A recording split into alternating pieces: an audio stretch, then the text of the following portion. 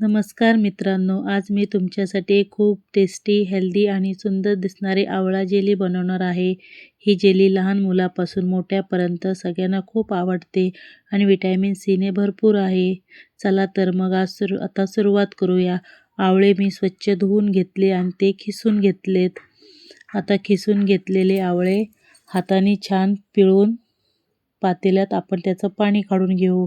तुम्ही हे मिक्सरला पण फिरवून चाळून घेऊ शकतात. आता मी हे सर्व पाणी काढून घेते आवळ्याचं.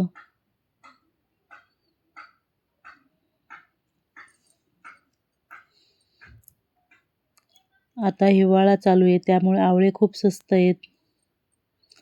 त्यामुळे आपण आवळा जेली, आवळा कँडी बनवू शकतो. हे बघा एवढा रस निघालाय.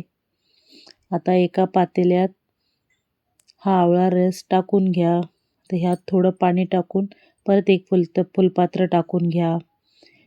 यात आपण आता जेली पावडर टाकून घेऊ किंवा अरारा पावडर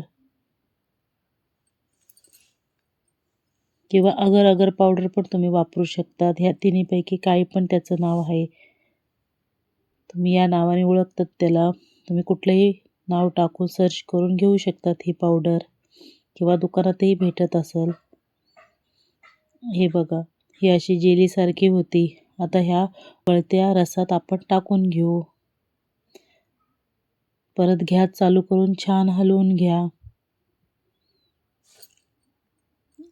आता हे ढवळून झाल्याच्या नंतर हा रस परत गाळून घ्यायचा थोडा.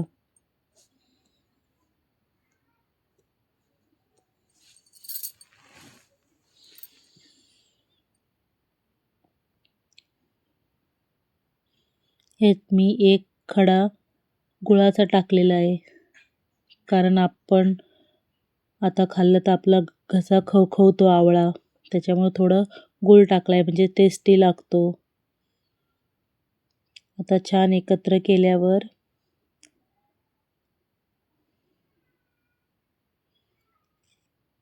परत त्याला थोडं गाळून घ्या.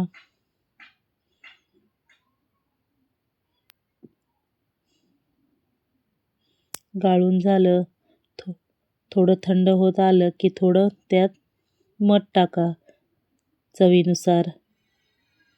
आणि हे कँडी रोज सकाळी एक किंवा संध्याकाळी दुपारी खात जावा. मुलांनाही देत जावा. यात भरपूर व्हिटॅमिन सी आहे. हे बघा आता परत एकत्र करून ह्या ट्रेमध्ये टाकून ठेवू शकतात तुम्ही.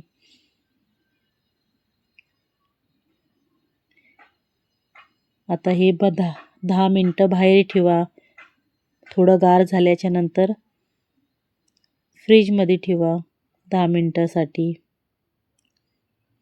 हे बघा तुम्ही जेली तयार झाली. हे तुम्ही असे बनवून 1 महिनाभर तुम्ही स्टोर करून ठेवू शकतात किंवा 15-15 दिवसासाठी करा. बाहेरची मुलांना जेली देण्यापेक्षा ही आपण घरात बनवून दिलेली छान. हेल्दी रेसिपी तयार आहे. तुम्हाला आवडली तर नक्की लाईक, शेअर आणि कमेंट करा आणि सबस्क्राईब नक्की करा. थँक्यू.